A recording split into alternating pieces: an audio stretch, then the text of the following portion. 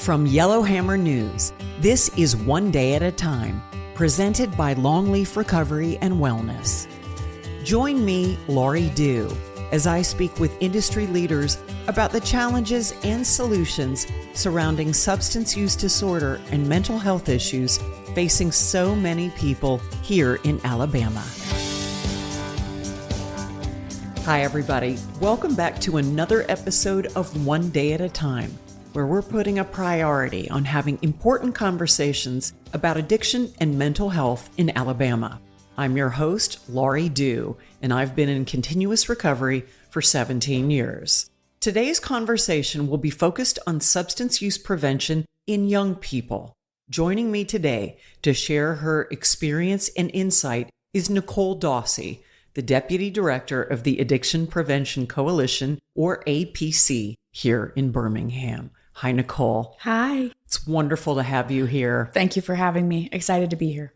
We're excited to have you, and prevention is so important to talk about. Yes. So why don't I just launch right in Let's do it. Ask you a question that I get asked all the time. Is prevention of substance use disorder actually possible? Yes. Yes. Prevention works. In case you can't tell, I get really passionate about prevention. I'm a prevention nerd. And when we think about prevention in general, for other things, we know it works, right? We know life jackets work.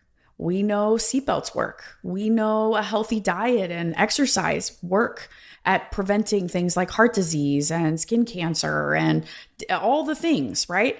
And so why can't we take that same leap of faith with prevention of substance use disorders? Well, I'll tell you why. Because it's not a thing that you put on.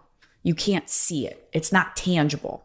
You are building life skills and knowledge and education that then you have to take the leap of faith that in 5, 10, 15, 20 years, it will pay off. Because the work of prevention means that our best work happens when nothing happens.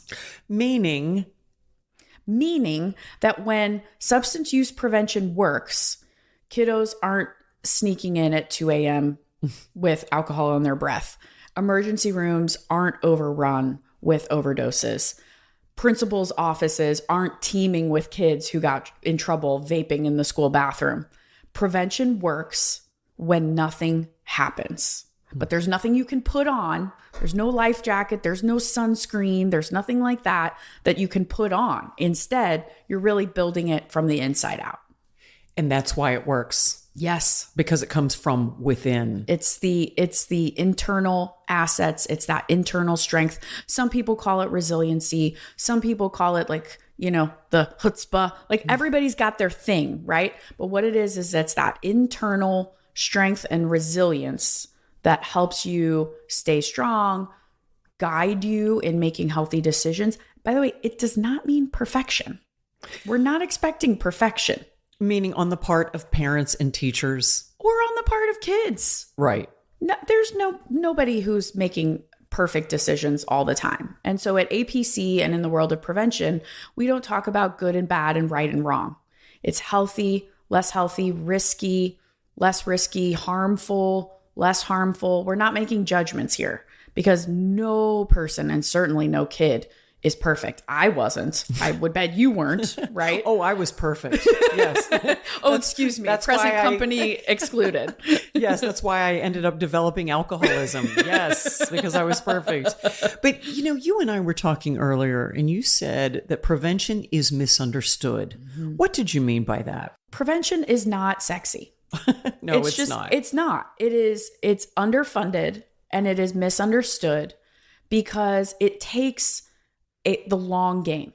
When you're building skills and knowledge in young people, as young as kindergarten, that's age 5, you might not see the fruits of those seeds you've planted until years down the line. But you know how we are as a society is we want something quick. We want a quick fix. We want something done now. And we also want to feel better quickly, which Absolutely. Is why the addiction rates in this country have been so high. We want to take a pill. We want to take a drink.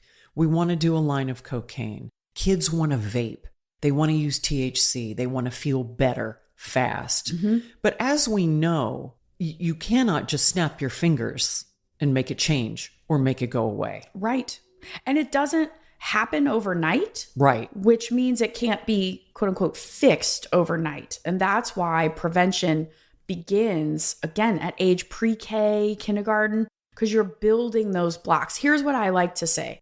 If you think about, and I'm a teacher by trade, you don't teach kids how to read in first grade, period. End of story. Well, the first grade teacher doesn't say, well, I taught them how to read. No, you build those blocks beginning when they're in utero, right? They're listening to the sounds. They're then, having like kind of babbling conversations with their grownups. Then they're learning fluency. They're learning how to comprehend. Then they're reading, bigger texts. Reading is a lifelong skill. So is prevention. It's a lifelong skill. That analogy is so perfect. Thank you. Too. Gosh, you're really good at what you do. No, but it is a perfect analogy because you're right. Kids don't just go to school and one day they learn how to read. No. I am the chief brand officer of a parental education platform called recoveryeducation.com. And we also recommend that parents begin to have conversations with their kids at the age of 5. Absolutely. And that doesn't mean it's a nuanced conversation. It just means focusing on a teachable moment, right? Yep. So let's say that you're out at a restaurant with your 5 or 6-year-old, and there is a man who's very drunk at the table next to you.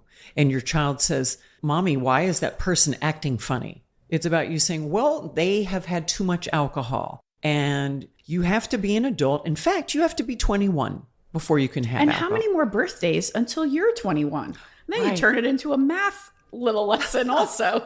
Well, that's right. That's right. And it's about, gosh, if you smell someone smoking marijuana in public, you make that a teachable moment. Or driving, like what makes you uncomfortable or comfortable when you're riding in the car with somebody, when you give them their vitamin and you're saying, okay, so I'm giving you this vitamin. Why is it okay for me to give it to you? Well, because you're a grown-up I trust. Well, yes, absolutely. Could you ever go and get one yourself? No. Well, why not? Well, because it's a medicine, and medicine, everything is a teachable moment. Mm-hmm. And that sort of age-appropriate conversation continues in first grade, second grade, so that by the time they're in middle school and high school, these conversations are not anything that they're dreading. They're not thinking it's going to be the talk, right? Where you sit down and say, okay, son, we have to have a conversation. Because no kid likes that. We didn't like that. No, I dreaded it. Oh, it was the worst. I mean, I was in the 8th grade 100 years ago, but yes, we dreaded it. It was the worst. It really was. So it's interesting when you start talking to them when they're 5 or 6, by the time they hit 12, 13, 14, which is where kids really, they might even be beyond experimentation. They might actually be into use. Correct. It won't come as a shock to them when you start talking about vaping and alcohol use and THC. That's right. Tell me what APC does in terms of presentations that are made in kindergarten, middle school, high school. What do you all do for schools? Yeah. So we, first of all, I know a lot of people think when they're working with kids and they have certain mandates and restrictions and time limits and everything, well, let's just put them into a school gym. We'll give them an assembly and, that'll just sort of check a box. And they're doing that because they're trying to meet the need and meet the requirement. But science shows that that doesn't work. So what APC and lots of other prevention agencies do around the country is we actually go into classrooms and we're working for multiple weeks at a time, beginning in kindergarten. And in kindergarten, just so everybody out there knows, we're not talking about drugs. We're not talking about fentanyl. When we go in for those 4 lessons, we are talking about what it means to be a good friend, how to accept a compliment. Seriously, let that sink in. How to accept a compliment. Most adults do not know how to accept a compliment. And why is that so important to teach a young child how to accept a compliment? Right. Because it's building those blocks. Some people call it social emotional learning. Some people call it developmental assets. It's this group of skills we know that young people need in order to be able to resist risky behaviors. things like substance use, but also things like sexual activity, self-harm, bullying, suicide, all of these things that if you don't feel good about yourself, if you don't know how to talk through uncomfortable feelings, if you don't know how to identify grownups that you trust, if you don't know how to verbalize, I'm feeling really sad and I don't know what to do with those feelings. You know, one of my favorite sayings that a former colleague of mine used to say when opioid prescription painkillers were really the problematic drug was that we don't have a painkiller problem. We have a pain problem. Yes. We don't have a painkiller problem. We have a pain problem. We don't know how to handle pain. And so once again, we come back to, I'm just going to take a pill. That's right. And I will be all better. That's right. That's right. How did we get to this place as a society where we assume, and so therefore we know that a pill is going to make us better? How did we get here? Well, you know, I don't think it's anything that's happened overnight. Oh, certainly for not. sure. Right. I think that as the commercialization of substances, including prescription drugs, you know, the pushing it on at times, magazines, TVs, like now we go into the doctor's office and we're saying, I feel this way. I think I need this drug. And we're telling our doctor essentially what we need to take. Yes. Instead of the other way around. The commercialization, we've certainly seen that with THC and other cannabis products. We've certainly seen that with vaping and the marketing to young people.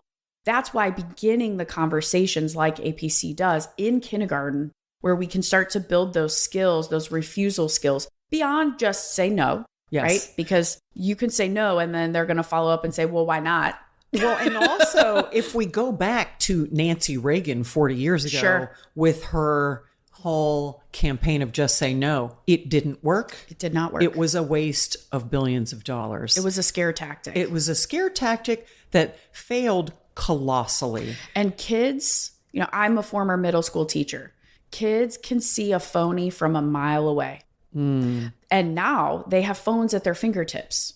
So if you tell them something that is not factually true or that is hyperbole, they are going to call you on it. Yeah. Which is why beginning in middle school, actually 5th grade, we start talking in a real age-specific, digestible way. We start talking about drugs. What is a drug? What does that actually mean? What does it mean when something's a depressant? Well, it slows your brain down. How does it do that? Right? And then by the time they're in high school and we're talking about fentanyl or we're talking about inhalants or overamping, which is the rise of stimulants, then because we've had those building grounds since kindergarten, they know we're not preaching to them. They know we're not lying to them. They've had a solid foundation. So it works in classrooms just like it does around the dinner table or in the car as you're driving to and from soccer practice. And this is so important because teenagers are skeptical of everything. Everything. That's their job. That's how their brain is wired. Right. They don't believe anything that comes out of your mouth. As a parent, as a teacher, you know, they only listen to their friends and certain teachers. Yeah, absolutely. Right. Absolutely. But as they ask questions about everything. They don't believe you. Mom and Dad, you don't know anything. I was the same way. I'm sure you were too. When I was 17, I thought I knew everything. I'm 55 now. I realize I know nothing. Nothing. Nothing. And I wish that I had somebody tell me what to do. Yes. Well, right. Can you just make a decision for me, please? Right. What do you think parents need to understand and learn? So first of all, let me just say this, that parenting is the hardest job in the world. Correct. Step parenting is maybe the most hardest job in the world. If you are a grandparent raising a young person, I mean, all of these things are so hard, so complicated. There is no guidebook. There is no manual. I was talking to one of my neighbors the other day, and he was saying to me, I just don't know if I'm doing a good job. My kiddo's in 1st grade. I just don't know if I'm doing a good job. And I said, the fact that as your head hits the pillow every night, you're asking that question, that's the sign that you're doing a good job. You're probably doing a good job. Because you're asking, what more can I do? Did I navigate that conversation okay? How do I talk about this? So I think parents, and I'm using that term very loosely, but I'm really referring to anybody that is a caregiver. I think caregivers and parents need to understand just how much power they have. At times it feels like you don't have any power. They're not listening to me. They're not cleaning their room. They're, shrugging their shoulders when I try to talk to them about important stuff. I ask them how was their day and they say fine. Or they grunt. Exactly. Right, exactly. And in reality, every time they grunt, every time they roll their eyes, every time they're like, oh, Mom, I don't want to do that, they are hearing you. Thank you to our presenting sponsor, Longleaf Recovery and Wellness. Longleaf Recovery and Wellness is elevating the standard for addiction and mental health treatment in Alabama, offering exceptional and personalized care at centers in Birmingham, Huntsville, and Baldwin County. Life-saving programs offered at Longleaf provide a path to real change and support for a restored life long-term. Learn more about Longleaf Recovery and Wellness at longleafcenters.com. A big thank you to our sponsors, Blue Cross Blue Shield of Alabama and Southern Ketamine and Wellness. They do listen, and that's something we talk about on our platform, Yes. recoveryeducation.com. We say, look, your kid may roll his or her eyes. Maybe they have their headphones on. They slam the door when they come in. They roll their eyes when you ask them to put their phone down at dinner or whatever. But they do hear you. And I'm going to nerd out for a second Please about do. the brain science behind this. Good. So the power of parents is so important because their prefrontal cortex, the executive function of their brain, the judgment, critical thinking, decision-making, is not formed yet. Newsflash, ours wasn't formed yet either, okay? It doesn't finish growing until you're about 25. That is a shock to most people. Of course, we didn't right? know that. Yes. Parents think, okay, my kid is 18. They're going off to college. They are a fully I'm done. grown adult. Oh, no. Oh, no. Or they're 21 now. They can legally buy alcohol, tobacco products, and in states where it's legal, cannabis products. But they're still not finished growing. So No. please clear that up. A brain is not finished growing. And it doesn't mean, by the way, that once you hit this age, you can't still learn and grow. Of course you can. It's just a lot harder. Yeah. But a brain is not finished growing until 25. And the last part of the brain to grow, to develop, is that prefrontal cortex, that part of our brain that helps us make healthy decisions, that helps us exercise judgment. And so when we're talking with a young person and they're rolling their eyes or they're scoffing, or you ask them to take out the trash in a very calm voice and they say, why are you always yelling at me? Right?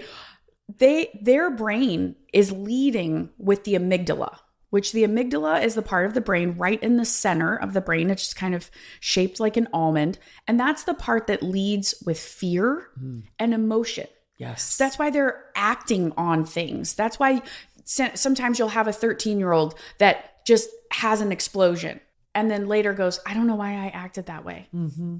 Or a 17-year-old who says, I really don't know why I did that. I knew that you wouldn't approve of that. I knew what the consequences would be, but I did it anyway.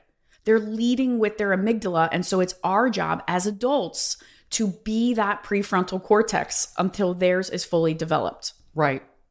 And that is the power that we have as adults to help with the prevention piece of this and having these important conversations with them, being that power of a trusted adult, because they are watching us. They're watching how we cope with our mother-in-laws. They're watching how we go to sleep at night if we need the help of a pharmaceutical. They're watching how we unwind after a long day. They're watching all of that. And it's really important that we think through what message are we sending to the young people in our lives? And also, have we had the conversation about consequences and boundaries? Because we know that inevitably they are going to make a mistake. Yes. They're going to come in late for curfew. They're going to get a poor grade on a test. They're going to hang out with a friend and they're going to come home smelling like vapes, cigarettes, you name it. Marijuana. So, whatever. Right. So what happens when those mistakes happen? We're not disowning them, right? We're not ignoring it. And we're not shaming them. We're not shaming them. And that's something I think is important for our listeners to hear. Absolutely. Do not shame your child. Don't judge them. Don't say, we raised you to be better than this. You're from a good family. Right. No. Fine. You know what? I was from a good family. I developed alcoholism. I didn't behave properly a lot of the time. That has nothing to do with it. Mm-hmm. And what we have found, and I'm sure you'll agree, is that the shame and the blame and the judgment has the opposite effect. And they're not going to hear a word that you say. At my previous organization, we worked a lot with, in St. Louis, we worked a lot with young people who got in trouble at school, right? Because they came to a school dance drunk, or they were caught, smoking in the bathroom or whatever. And the responses from parents were usually on two opposite ends of the spectrum. One was, well, that's kind of just what kids do. I did it. The other was, oh my gosh, I have failed as a parent. I don't know how I'm going to ever trust them again. And both of those are extremes. So part of what we as parents can do is really figure out how to live in the gray, in the balance, which means having those conversations at a young age saying, okay, if this happens, what would an appropriate consequence look like? In other words, asking your child, what do you think the consequence should be? What are friends of yours? What are their parents saying would be a consequence? What? And then here's where we can really just blow this whole thing up, is that maybe even if your child has a friend group, maybe even getting on board with those parents and saying, by the way, if my kiddo comes home drunk after prom, here's the consequences that we're going to in place. I would suggest that we join forces here using positive peer pressure. That is pretty powerful. And friends of mine who have done that with their teenagers, it's been pretty much a game changer. I love that. The parents becoming allies with each other, coming together as parents, having the appropriate relationship with their children as parents, right? Yep. Here, I just want to throw a few things out at you. I get really frustrated and incredulous when I hear parents say, you know what, I get drunk with my kids. Oh my God. I know, my head just exploded. My head exploded too. I got drunk with my kid the first time so he wouldn't have to go to college, never having been drunk. He would know his limits. He would know his limits. Or, you know what, my daughter is my best friend. And so therefore, we got high on marijuana together because I didn't want her to be alone the first time. That is so wildly inappropriate. Yes. And I would love for you, as part of the Addiction Prevention Coalition, what do you say to parents who think it's okay? I'd rather have them drinking at home, or, I'm going to let them drink with us because we can protect them. I would say two things. The first is that I would say, just anecdotally, I've been in this field for almost 20 years. And when I talk to young people about what they want from a parent, they don't want a friend. They don't want the mom from Mean Girls that's getting drunk with them. Oh, right. They don't want that. It's embarrassing. They don't want it. Yeah. I think the other thing I would say goes back to the brain science behind it. Their brain is not fully developed. Right. And if you engage in a behavior, let's just take drinking, for example. Yep. Our brains are fully developed. If I start binge or heavy drinking, which means 3 or more drinks in under 2 hours on a regular basis, okay? Mm-hmm. If I start doing that, because my brain is fully developed, it will take 5 to 15 years for me to develop some sort of substance use disorder. For a young person whose brain is not finished developing, it will take 6 to 18 months. That is less than a school year. Wow. Also, just because you're not developing an addiction does not mean you're not doing potential harm to that brain. The brain is still growing. It is a sponge. So there are parents who say, well, I'll just host the party and I'll take the keys so people aren't driving. That's the biggest risk. Well, if somebody, quote unquote, passes out at your house, not only is that exposing you to liability, legal and otherwise liability, but also passing out, a synonym for passing out is a coma. An alcohol poisoning. An alcohol coma or an alcohol poisoning. Are you comfortable with your son, daughter, grandchild, niece, whatever, and their friends potentially slipping into a coma into your basement? Of course you aren't. When you put it like that and you call it what it is, it sounds ludicrous. And it is ludicrous. It sounds insane. And it's this thing of parents wanting to be buddies with their kids and wanting to be the cool parent. And this is why we start talking about resiliency from kindergarten, so that as you get older, you can look at somebody and say, we're not going to do that in this house. Because it's not like peer pressure goes away when you turn 21. No. And in fact, you can argue if you're in college, peer pressure because of social media has hit an all-time high. I would hate to be a teenager, especially a teenage girl right now. Yes. With the pressures they face. But you can argue that even once you hit 21, you're in college and beyond, there's almost even more pressure in some ways. There's so much pressure in the parenting world. Yeah. I think about people I know who are trying to keep up with the Joneses, are trying to make sure that they project an image, that they're not rocking the boat, that they're fitting in. Parents feel that way too. That's why one of the things I was talking about earlier was really going into having solidarity with other parents who are very similar minded as you, because it makes the job a little bit easier.